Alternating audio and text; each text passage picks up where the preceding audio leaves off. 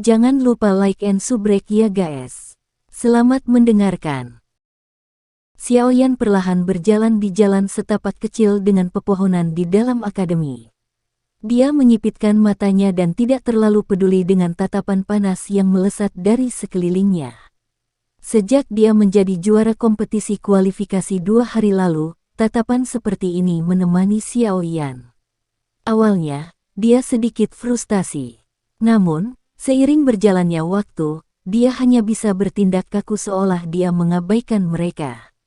Dia tidak punya pilihan tentang ini. Bagaimanapun, mata mereka tidak berada di bawah kendalinya. Hari ini sudah 2 hari setelah kompetisi kualifikasi selesai. Selama 2 hari ini, Xiaoyan tidak hanya pulih sepenuhnya dari cedera yang dia terima selama kompetisi tetapi kekuatannya juga telah sepenuhnya stabil di level bintang 6 Dadoshi. Kondisinya yang demikian pada dasarnya selalu dalam kondisi prima. Doki beredar tanpa henti di dalam tubuhnya seperti air banjir, menyebabkan perasaan nyaman merembes keluar dari seluruh tubuhnya. Menurut aturan akademi, 50 siswa teratas dari kompetisi kualifikasi harus mulai bersiap untuk memasuki akademi dalam waktu 7 hari setelah akhir kompetisi kualifikasi. Adapun Xiaoyan dan yang lainnya di 5 besar, mereka dapat memilih waktu untuk memasuki ruang koleksi buku akademi dalam 7 hari ini. Mereka memiliki kualifikasi untuk mengandalkan keberuntungan mereka untuk memilih sesuatu yang menjadi milik mereka sebagai hadiah. Xiaoyan juga sangat tertarik dengan Book Collection Hall yang misterius itu, yang bahkan Sun Er terus-menerus mengingatnya. Namun, 5 orang teratas yang bisa masuk, menurut aturan, harus masuk pada saat bersamaan. Namun, Baisan, Hujia, dan Wu Hao masih terbaring di klinik. Berdasarkan apa yang dia dengar dari Lumu, mereka bertiga bisa melupakan berjalan tanpa istirahat 3-5 hari. Saat Lumu mengucapkan kata-kata ini, tatapan yang biasa Lumu tatap pada Xiaoyan agak aneh dan penuh dengan kebahagiaan. Jelas, dia berpikir bahwa beruntung ketika dia bertarung dengan Xiaoyan, orang ini tidak menjadi gila dan memukulinya hingga ke keadaan yang menyedihkan itu. Sebagai seseorang dari Departemen Alkemis, aku ingin tahu apa sebenarnya yang ada di Book Collection Hall. Mudah-mudahan, saya dapat menemukan sesuatu yang cocok untuk diri saya sendiri. Sinar matahari yang hangat melewati celah di antara cabang-cabang pohon, menyinari tubuh Xiaoyan saat dia bergumam dengan harapan. Sepupu Elder Xiaoyan. Sementara langkah Xiaoyan berjalan dengan kecepatan tetap, sebuah suara yang agak pemalu tiba-tiba terdengar dari depannya. Langkah kaki Xiaoyan berhenti saat mendengar suara itu. Dia membuka matanya yang menyipit dan melihat ke depan, hanya untuk melihat sekelompok wanita muda yang lincah dan cantik. Di antara kelompok wanita muda ini, Xiao Mei sedang berkerumun seperti bulan yang dikelilingi oleh bintang. Sejujurnya, dengan penampilan Xiao Mei, dia bisa dianggap di antara elit, bahkan di akademi ini, saat ini dia agak tidak nyaman saat dia menatap Xiaoyan yang berjalan mendekat. Ini adalah seorang pria muda, yang telah menggunakan kurang dari 10 hari untuk meningkatkan reputasinya ke puncak dalam akademi ini, di mana banyak individu berbakat berkumpul. Wow, Xiao Mei, dia benar-benar sepupumu. Dia sedang berjalan di atas, di samping Xiao Mei, para wanita muda itu menatap Xiaoyan, yang perlahan berjalan mendekat. Kemerahan tanpa sadar dan dengan cepat muncul di wajah mereka. Mereka menarik Xiao Mei saat mereka dengan lembut berteriak agak bersemangat. Reputasi yang dimiliki Xiaoyan saat ini dalam Akademi Jianan pada dasarnya telah melampaui Baisan di masa lalu. Sebelumnya, tindakannya melawan 1 lawan 3 telah dinikmati oleh banyak siswa. Saat mereka berulang kali membicarakan acara tersebut antara satu sama lain, posisi Xiaoyan dengan cepat meningkat di antara banyak siswa. Ini, selain fakta bahwa wajah Xiaoyan juga termasuk kelas yang halus dan tampan, meskipun tidak terlalu tampan, dan wajahnya seringkali berisi senyuman hangat, mengakibatkan banyak wanita muda mengedipkan mata padanya selama 2 hari yang singkat ini. Seorang pria yang memiliki kekuatan dipenuhi dengan pesona. Ketika reputasi Xiao Yan meningkat di dalam akademi, itu juga menyebabkan reputasi aslinya menjadi sangat berduri, yang telah diedarkan karena dia telah mengambil cuti 2 tahun, menjadi identik dengan memiliki sejumlah besar karakter. Kaum muda juga seperti ini. Jika itu adalah orang yang mereka sukai dan hormati, mereka semua akan mencoba yang terbaik untuk mengabaikan atau memperbaiki kekurangan yang dia miliki di masa lalu dan melakukan yang terbaik untuk membuatnya menjadi orang yang paling sempurna di hati mereka. Xiao Yan saat ini tidak memberikan penjelasan apapun, tetapi reputasi buruknya yang membolos selama 2 tahun telah diubah menjadi penuh karakter. Xiao Yan perlahan berjalan menuju Xiao Mei yang agak gelisah. Dia tersenyum dan mengangguk ke arahnya sebelum berhenti di depannya. Dia sembarangan mengobrol sedikit dengannya sambil tersenyum. Setelah itu, dia melewati Xiao Mei. Meskipun wajah Xiao Yan hangat dan memiliki senyuman, Xiao Mei masih merasakan sesuatu yang asing dari dalamnya. Saat dia mendengar suara iri dari para wanita muda di sekitarnya, dia merasakan ujung hidungnya sedikit sakit. Muridnya dipenuhi dengan kesuraman. Awalnya, mereka bisa sangat dekat. Dia tidak membutuhkan sapaan yang dangkal seperti ini. Sebaliknya, dia lebih suka dia menunjukkan kemarahan padanya. Dengan begitu, dia setidaknya akan merasa bersukacita. Jika ada amarah, itu berarti dia layak untuk dimarahi. Namun, sikap Xiao Yan yang tenang ini membuatnya merasakan sakit yang luar biasa di hatinya. Membenci seseorang tidak berarti marah padanya, tapi mengabaikannya sepenuhnya. Xiao Yan saat ini tampaknya sudah mencapai tahap ini. Semua ini adalah hasil dari kesalahan dalam sikapnya saat dia masih kecil. Saat sikat Xiao Yan melewatinya, Xiao Mei menarik hidungnya dan mencoba yang terbaik untuk tidak membiarkan udara lembab menggumpal di matanya. Meskipun penyesalan di hatinya menyiksanya sampai dia tidak sabar untuk memeluk seseorang dan menangis, dia mengangkat wajahnya yang cantik dan dengan paksa tersenyum pada wanita muda di sekitarnya, yang masih memiliki tatapan iri. Setelah itu, dia membalikkan tubuhnya untuk pergi. Itu benar, bisakah kau pergi denganku? Saya ingin memberitahu Anda sesuatu. Saat Xiao Mei yang sedih hendak pergi, sebuah suara yang tersenyum tiba-tiba terdengar, menyebabkan tubuhnya menjadi kaku di tempat.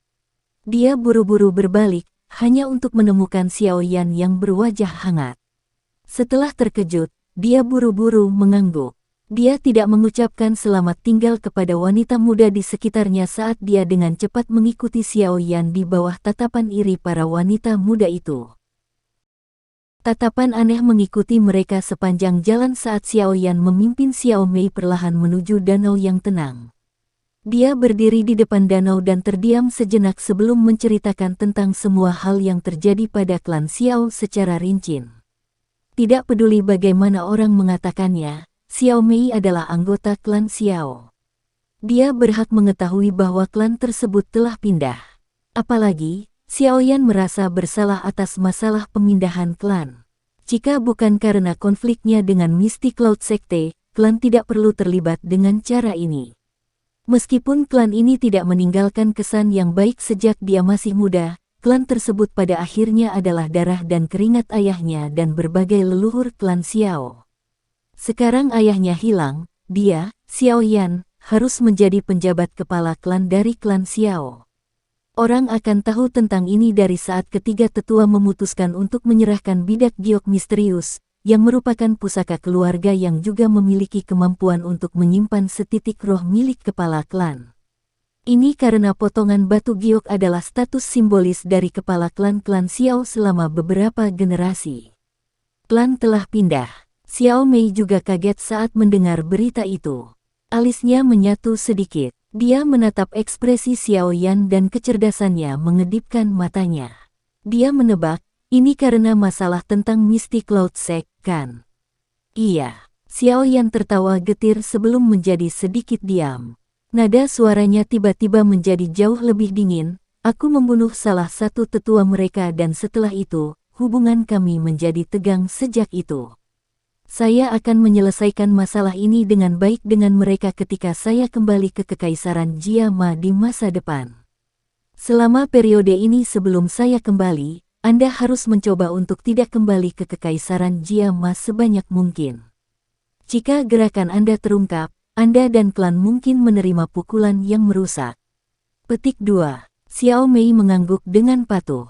Sudut matanya melirik Xiao Yan saat dia dengan lembut berkata, "Sepupu Xiao Yan, yakinlah bahwa tidak ada seorang pun di klan Xiao yang akan menyalahkanmu atas masalah ini.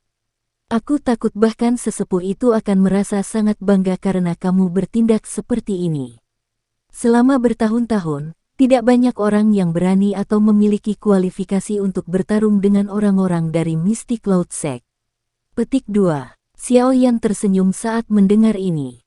Dia segera mengangguk dan berkata, "Mudah-mudahan. Klan Xiao adalah darah dan keringat ayahku. Saya akan melakukan yang terbaik untuk melindunginya." Petik 2. Sepupu Xiao Yan saat ini mampu melakukannya. Saat itu, kata-kata Xiao Mei tiba-tiba terhenti. Wajah cantiknya menjadi pucat dan tangannya sangat ingin menarik-narik mulutnya sendiri. Tidak mudah untuk akhirnya memiliki suasana yang hangat, tetapi dia harus memilih untuk mengemukakan masalah itu. Ya, biarkan hal-hal yang dulu tinggal di masa lalu. Kami bukan lagi anak-anak dan tidak ada gunanya terus mengingat hal-hal itu. Tatapan Xiao Yan berhenti di permukaan danau yang berkilau. Dia menoleh dan menatap sikap khawatir Xiao Mei sebelum berkata, "Tidak peduli apa yang terjadi, kamu selalu merupakan sepupuku yang lebih muda. Jika kamu memiliki masalah di masa depan, kamu dapat datang dan menemukanku. Meskipun saya tidak memiliki kekuatan untuk melindungi nasib klan di Kekaisaran Magia, saya dapat memastikan bahwa anggota klan Xiao tidak akan diganggu di dalam Akademi Jianan ini." Petik 2. Xiao Mei menghembuskan nafas di dalam hatinya. Kata-kata Xiao Yan ini menyebabkan senyum tambahan muncul di wajah Xiao Mei saat dia mengangguk. "Baiklah, saya juga harus kembali. Ingat, jika ada masalah, temui saya di mana instruktur Ruo Ling tinggal." Xiao Yan tersenyum dan menepuk bahu Xiao Mei. Dia segera berbalik sebelum berjalan keluar jalan kecil. Xiao Mei berdiri di tempat yang sama dan menatap sosok itu, yang telah menjadi jauh. Dia tiba-tiba tersenyum. Ini sepertinya menjadi kesempatan untuk memecahkan kebuntuan di antara mereka berdua, bukan? 5 hari setelah kompetisi kualifikasi selesai, Xiao Yan pergi menemui instruktur Ruo Ling. Sun Er dan Xiao Yu sama-sama hadir ketika dia kembali ke rumah unik instruktur Ruo Ling. Di depan mereka juga berdiri seorang pria parubaya, yang mengenakan jubah instruktur akademi. "Keke, tentang apa ini?" Xiao Yan tersenyum dan bertanya saat dia masuk ke ruang tamu. Dia mengalihkan pandangannya ke arah Sun Er. "Xiao Yan GG, ini adalah instruktur Kulu." Sun Er tersenyum dan melangkah maju. Dia dengan lancar menerima jaket Xiao Yan dan berkata dengan lembut, "Bai San, Hu Jia, dan Wu Hao sudah pulih. Menurut aturan, siang ini adalah waktu kita akan memasuki Book Collection Hall." Petik 2. Langkah kaki Xiao Yan berhenti sebentar. Dia sedikit terkejut. Segera, dia tersenyum dan mengangguk. Itu akhirnya tiba. Dia sangat mengantisipasi apa yang disebut Book Collection Hall yang misterius ini. Sekarang, dia berharap itu tidak akan mengecewakannya. Rak buku terhuyung-huyung di dalam ruangan yang terang benderang. Ada berbagai macam buku kuno yang ditempatkan di rak buku, memberikan suasana ilmiah yang luar biasa. Saat ini, ada 3 orang yang berdiri di tengah ruangan ini. Di belakang meja, yang ada di depan mereka, adalah seorang lelaki tua berambut putih, yang perlahan membalik-balik dokumen di tangannya. Seluruh ruangan berada dalam suasana sunyi. 3 orang yang berdiri di ruangan itu adalah 2 laki-laki dan 1 perempuan. Jika seseorang mengamati mereka dengan cermat, mereka sebenarnya adalah Bai San, Wu Hao, dan Hu Jia, yang telah dipukuli oleh Xiao Yan sampai mereka terluka parah. Pada saat ini, Bai San dan Wu Hao menunduk. Wajah mereka mungkin masih sedikit pucat tetapi corak mereka jauh lebih baik dibandingkan hari kompetisi. Di sisi lain, mata Hu Jia terbuka lebar saat dia melihat pria tua itu membalik-balik buku. Beberapa saat kemudian, dia menjulurkan lidahnya, tampak sedih. Setelah suasana sunyi berlanjut selama hampir 10 menit, wakil kepala sekolah, Hugan, akhirnya mengalihkan pandangannya dari bukunya. Dia berkata dengan lemah, "Jangan mengandalkan saya untuk membantu Anda melampiaskan amarah Anda. Ini adalah sesuatu yang telah Anda lakukan pada diri Anda sendiri. Jika Anda memiliki kemampuan, Anda dapat langsung pergi dan memukul Xiaoyan untuk melampiaskan amarah Anda. Namun, saya tidak akan mempermasalahkan siapa yang mampu mengalahkan siapa. Akademi Jianan tidak melarang perkelahian semacam itu. Selama Anda mau, Anda bisa melakukannya kapan saja." Petik 2. Bukannya aku mengharapkanmu melakukan apapun. Saya dikalahkan dengan cara itu hari itu karena saya tertangkap basah. Saya tidak menggunakan kartu truf saya. Jika tidak, kami tidak tahu siapa sebenarnya yang menang atau kalah. Hu Jia mendengus sambil melanjutkan, "Saya hanya marah karena orang ini sebenarnya tidak tahu bagaimana bersikap lembut kepada seorang wanita. Setidaknya, saya juga perempuan. Tidak bisakah dia menjadi sedikit lebih lembut saat menyerang? Saya tidak memiliki kulit yang kasar dan daging yang tebal seperti mereka berdua." Petik 2. Hugan tidak bisa menahan tawa saat mendengar gumaman Hu Jia. Dia menjawab tanpa daya, "Pada saat itu, siapa yang peduli tentang menunjukkan kelembutan kepada seorang wanita? Kalian bertiga bergandengan tangan untuk menyerangnya sendirian. Jika Xiaoyan masih menahan, maka itu benar-benar tidak bisa dibenarkan." Tentu saja, tindakan terakhirnya itu juga membuatku sangat terkejut. Anak itu benar-benar orang yang kejam. Petik 2. Kalian bertiga seharusnya tidak menjadi musuh dengannya karena masalah ini. Orang muda harus lebih berpikiran terbuka.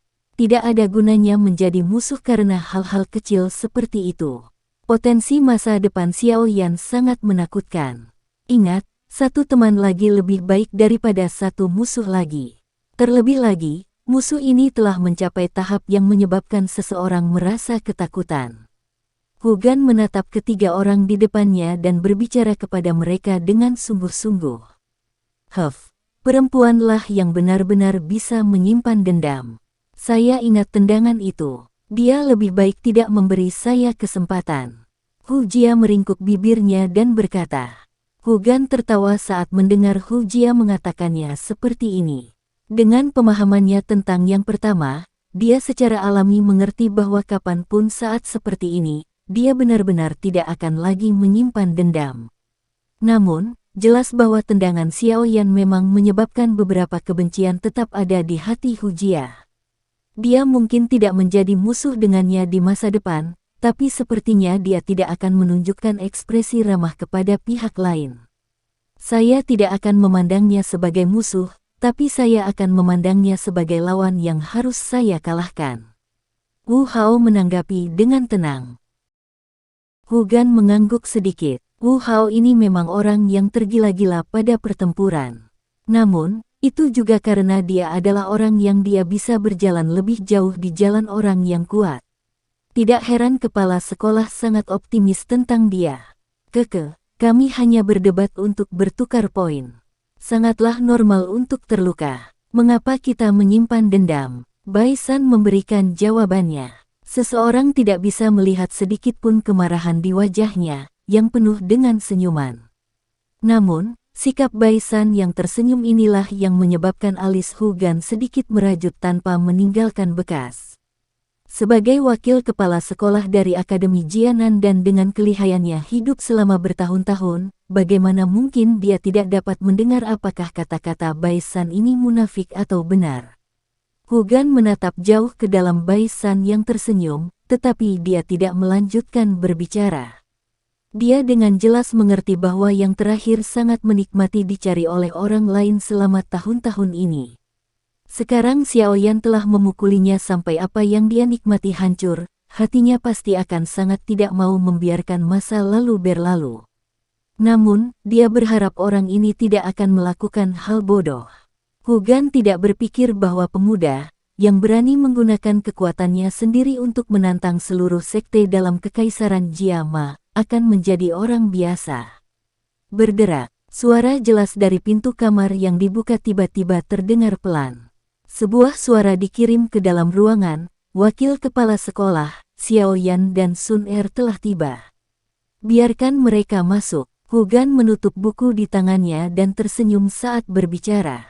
Segera, dia mengalihkan pandangannya ke arah Bai San dan dua lainnya dan berkata, saat kalian semua memasuki akademi dalam di masa depan, kalian mungkin harus berjuang dan berjuang bersama. Karena itu, jangan merusak hubungan Anda. Jika siswa baru yang masuk akademi dalam setiap tahun tidak membentuk kelompok, nasib mereka tidak terlalu bagus. Selain itu, kekuatan dihormati di dalam akademi dalam. Siapapun yang memiliki tinju yang lebih keras akan dapat memperoleh kondisi latihan terbaik. Apapun latar belakang yang Anda miliki tidak akan berguna begitu Anda berada di sana.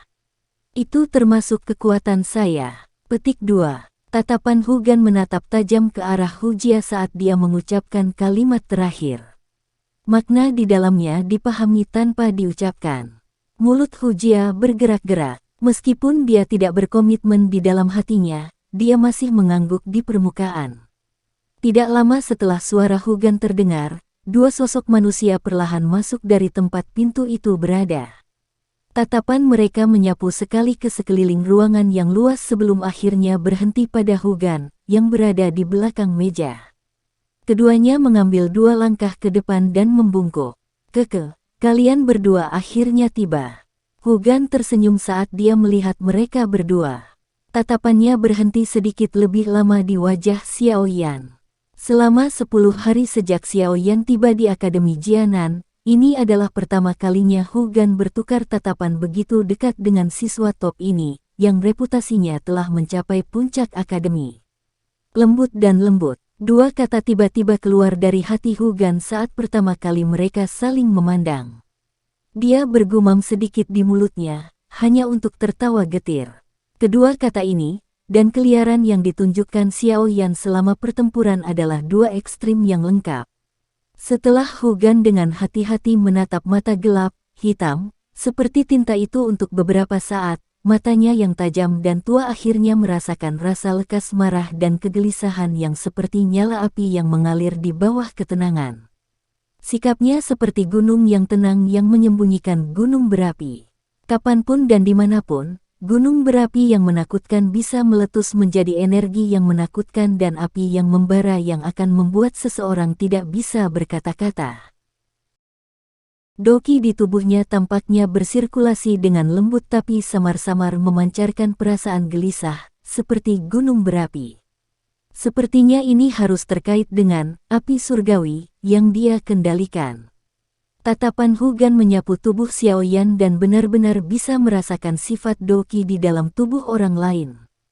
Keterampilan ini memang layak menjadi wakil kepala sekolah akademi luar Jianan. Karena kalian semua ada di sini, aku tidak akan bertele-tele. Kalian semua harus tahu alasan mengapa saya memanggil kalian semua. Hu Gan berdiri dari kursinya dan berkata sambil tersenyum, kamu adalah 5 siswa teratas dari kompetisi kualifikasi ini. Menurut aturan, Anda memiliki kualifikasi untuk memasuki aula koleksi buku untuk mencoba keberuntungan Anda. Petik 2. Saat dia berbicara, Hu Gan berjalan ke dinding di belakangnya. Tangannya secara acak mengetuknya beberapa kali dan suara gemuruh yang dalam terdengar. Terowongan gelap segera muncul di depan mereka berlima. Ikuti aku. Hu Gan melambaikan tangannya pada mereka berlima dan memimpin dengan memasuki terowongan gelap. Di belakangnya, Hu Jia, yang wajahnya dipenuhi rasa ingin tahu, mengikutinya tanpa ragu-ragu.